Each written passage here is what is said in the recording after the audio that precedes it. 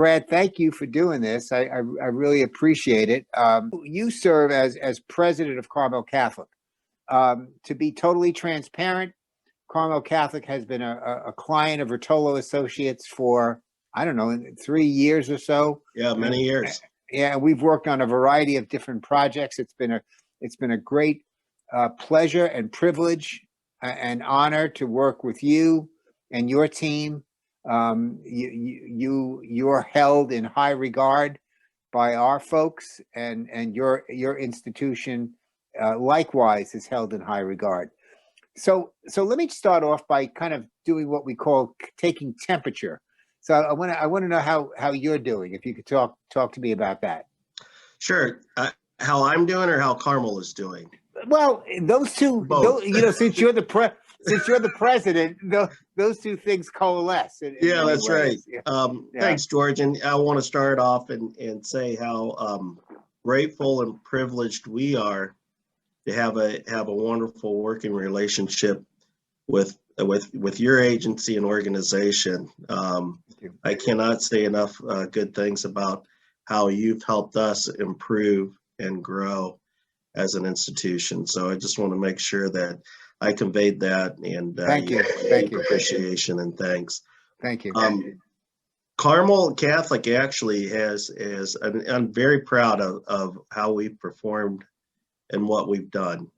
Obviously, this pandemic has been difficult on a lot of people, specifically our students, our faculty and staff, our alumni, our donors, our friends.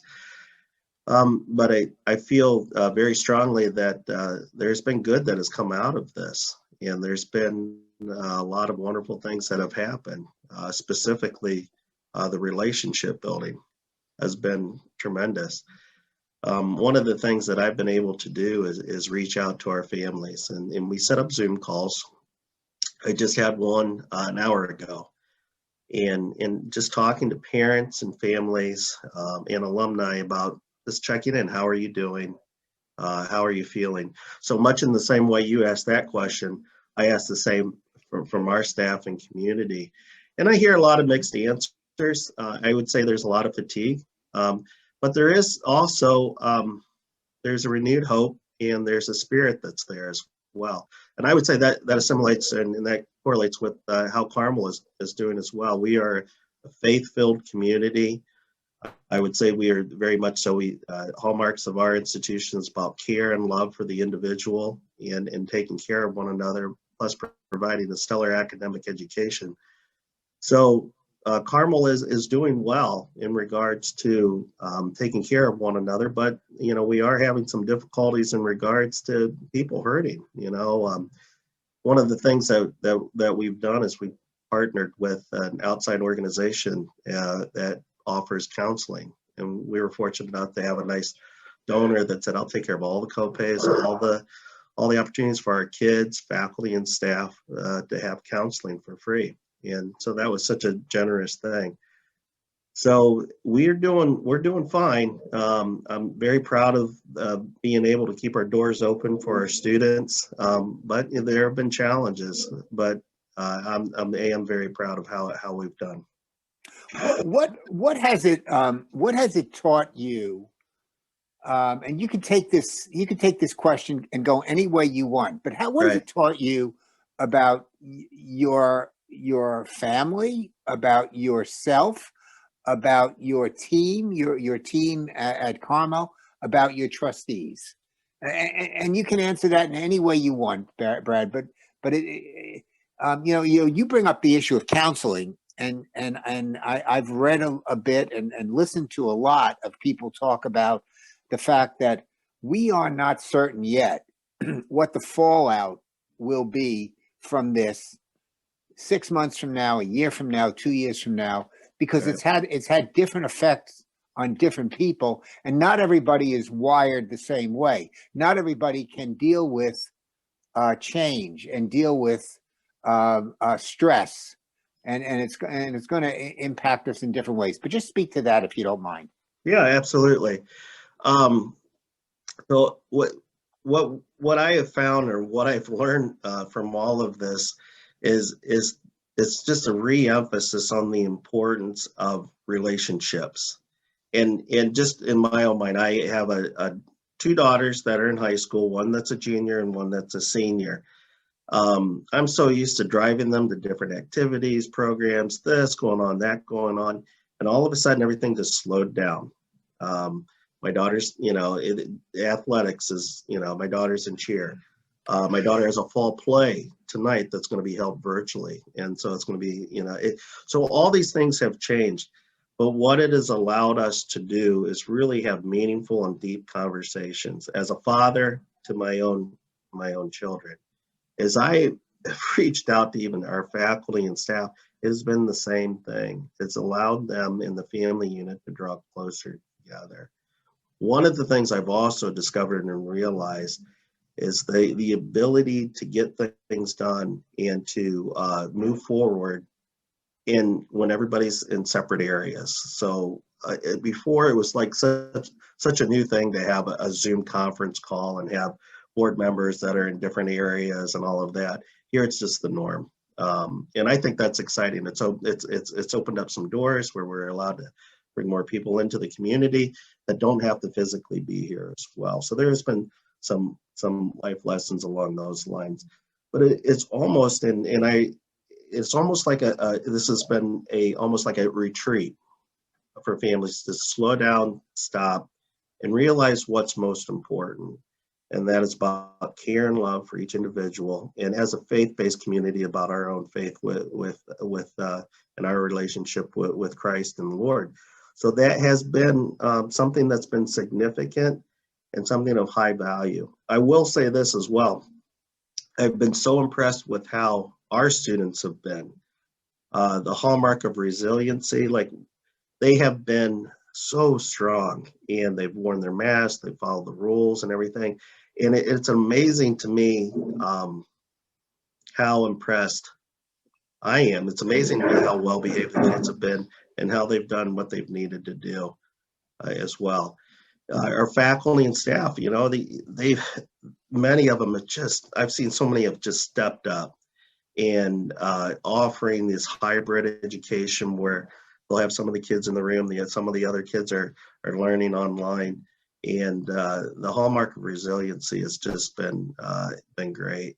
So I think I've learned a lot about the character of people, and I have noticed even in some of my emails and some of the written communication, people are struggling a little bit, but overall, it's brought me renewed hope in humanity and what we have to offer. Another thing too that I think it's important to note is, I'll hear about content and information. It's almost like, so for a year and a half, basically, or for an entire year, our kids really haven't had a quote unquote normal school experience. And they're worried about content, what will it do to the ACT scores? What will it do to, how much information are they receiving? But I think it's more important to take note and to understand is how this has affected our youth in regards to their development and their formation as they get older in life. We've always been worried about our kids being so disconnected because of social media. Well, guess what had happened? We leaned on social media, but we re-energized and refocused on the family and the relationship that's in there. So I hope that makes sense, because this has been a life-changing event, and I'm 48 years old for me. But think about how this affects how you grew up when you're 16, 17 years old and you're going through something like this. Yeah. One of the things that I've always noticed about you, and we've known each other, I guess when I first met you, you had just become the president. Right. So how many years ago was that? 6 years ago. Yeah. So and I remember, and I've observed the way you've evolved and you've changed, right? Regardless of COVID-19. But you've always impressed me ever since I first met you, as demonstrating and articulating in small ways your commitment to Christ and your faith. And everybody does that in different ways, but I want you to know that that's always been a constant with you, and I've always noticed that. Thanks, George. Another thing that you brought up was, the way kids have reacted. I was talking to a therapist the other day and getting their insights into how COVID is impacting people. And he brought up a point which was very telling, and that is the way in our society, the way boys are raised versus the way girls are raised, and that boys have a tough time asking for help. Yeah. And boys are not supposed to cry. And we've ingrained all these silly stereotypes that don't belong, but they exist. So have you noticed any difference between either your girls and your son, or the boys and girls at Carmel, and the way they've dealt with it or not dealt with it? Yeah, and it's interesting that you say that George. I was prior to my role at Carmel, I was a principal at an all boys school. So we went through a lot of training and did a lot of work with customizing our education to the way boys learn. And what we have found that, boys are very visual. They hang out in large groups, what we found, they're natural risk takers as well, whether good or bad. They tend to do that, and asking for help is a sign of weakness, right? And it's just a totally different social dynamic. For girls, obviously, it's a little bit different. Smaller group orientation, relationships are different, even learning style is different as well. And so, like, through this pandemic and what we've seen, it's just been, and I can see this with my own son. Okay, he's in 8th grade, and then my 2 daughters that are junior and seniors. Just the social dynamics of how they interact and been with their friends. A lot of one-on-one Zoom talks, chats with the girls. I found that my son has usually, and it's through video games and other areas, there's 5, 6, 7, 8 kids that are together as well. So just that social dynamic is different. The other thing too is that the amount of emotion and tears that our kids have had, it's so hard, whether boy or girl, for many of our kids to just say, hey, I need help.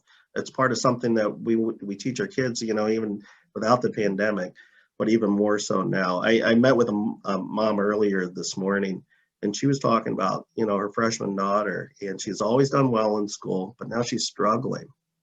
And the reason why is anxiety, fear, I'm going to make a mistake, and not knowing who to turn to or to reach out for it. I remember a student said to me, he says, and I asked, I said, are you working with your counselor? And they were worried about bothering that person. I was like, no, that's what they're there for help. So there are some universal truths between boys and girls, and one of it is that one of those things that the kids are struggling a little bit socially, but at the same time, that resiliency still is holding true. I've seen the kids really step up and do some wonderful things, but there's a fatigue element too, George, that's coming into play as well. It has been a long time.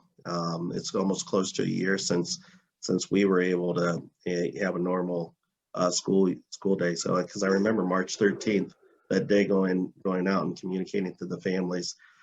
Guess what? Take your books home.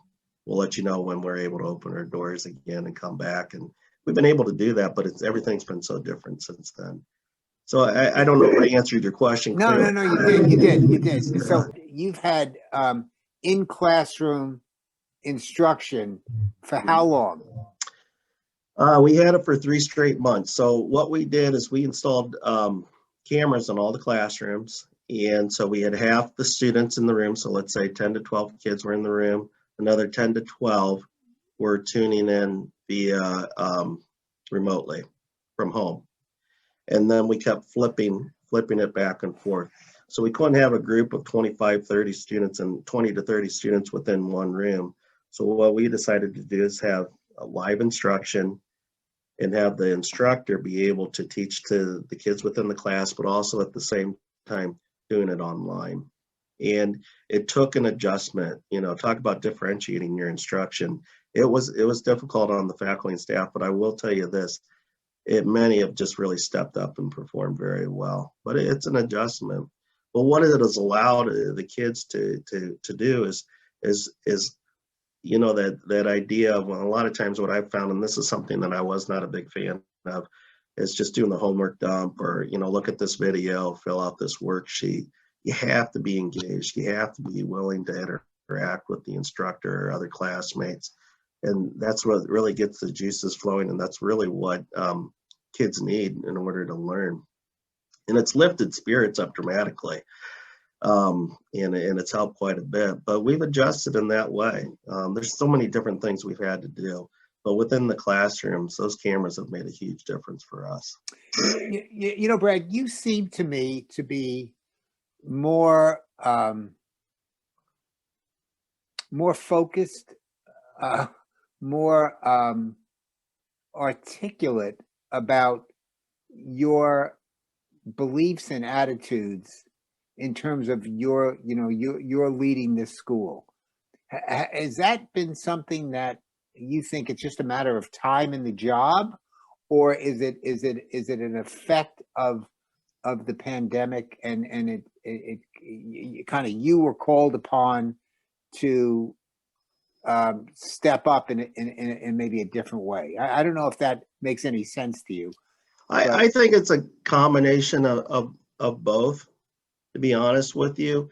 As the president of the school, obviously, in being a faith-based institution, my role is significant in regards to communicating that the mission is being followed, what we stand for, and what the beliefs are, and communicating that not only to our parents and our alumni, but faculty and staff and all of that. I've become more comfortable within that role over the past 6 years, but I will say this, and even more so now that we are, I would say, through this pandemic, there's a great need for vision, for thought, to understand that we are focused and we're still following the mission. And for me, and my role within that is crucial, that I communicate that and to help our kids know this, our parents know this, that we're there to help and support, even more so now during these difficult times. So I think it's been a combination of both, George. It's the environment that we're in right now, and then my own comfort level as president. So a board, you have a board. A board is there to support you and to support the school and to, help with the help to define and maybe even further advance your mission. The mission and your vision. The vision usually comes from the president, and then in concert with the board, it happens. And of course, I would assume they've been supportive of you. Yes. Have you found a certain responsibility or requirement to do things with them, to either help them better understand what's going on, or help them maybe even relax a little bit because you know what you're doing and you know what you want to do? How has that dynamic changed, if at all? Yeah, and to be honest with you, and this has been part of my growth as a leader too, is ask the questions. Don't act like you have all the answers. You have to show, and even if you feel like you know the answer, you have to be willing to reach out.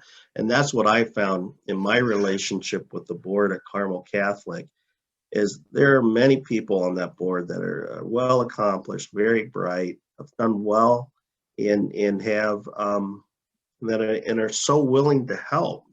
And I look at my role, it's not to say, hey, I got it.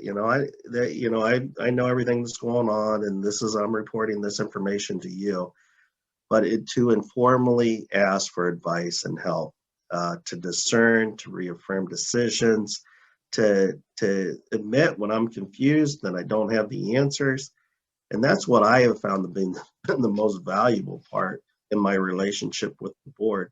And ironically, it's improved the relationship.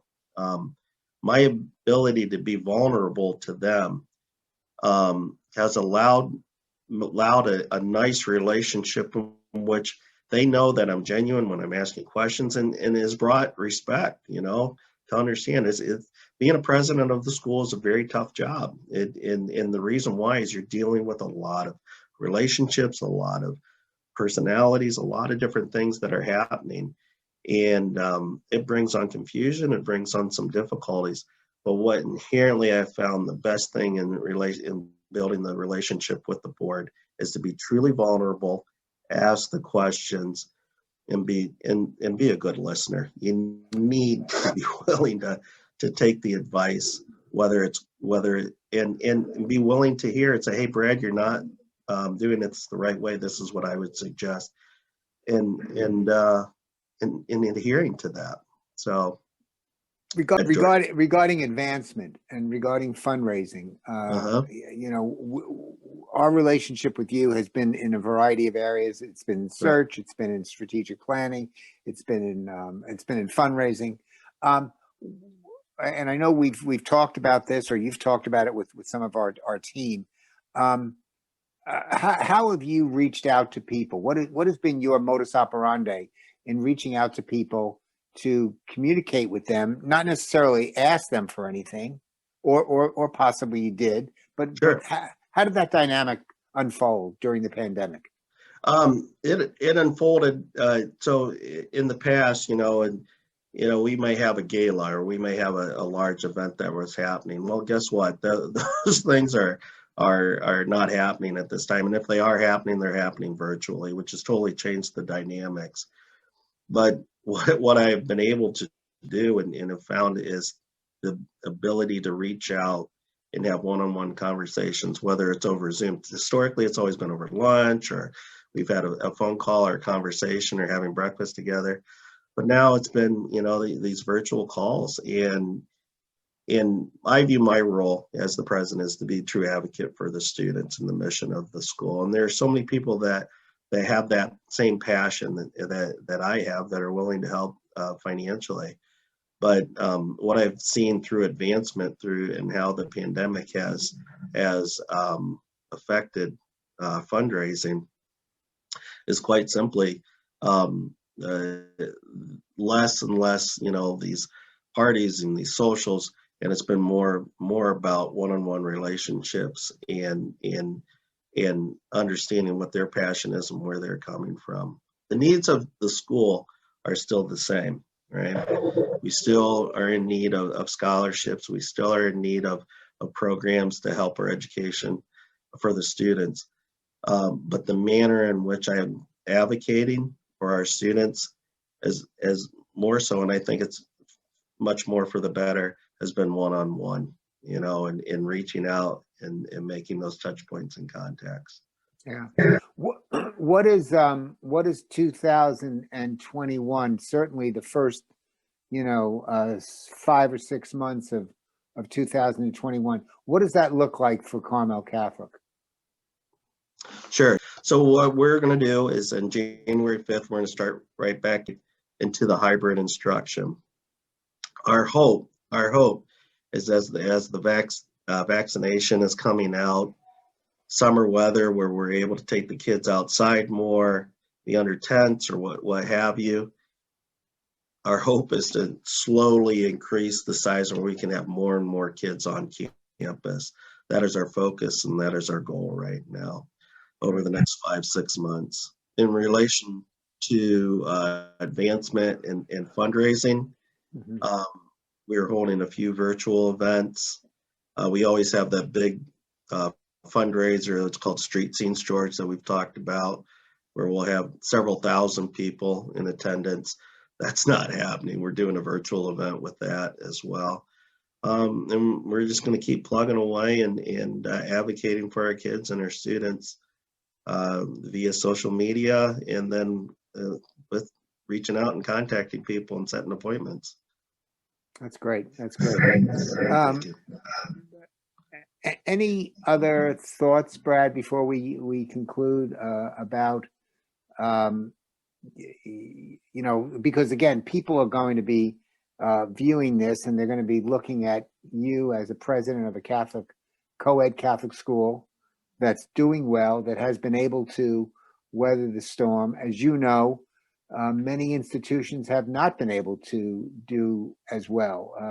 A number of certainly elementary schools around the United States, Catholic elementary schools, have had to close, although some have thrived because they've been a source of education from the public schools.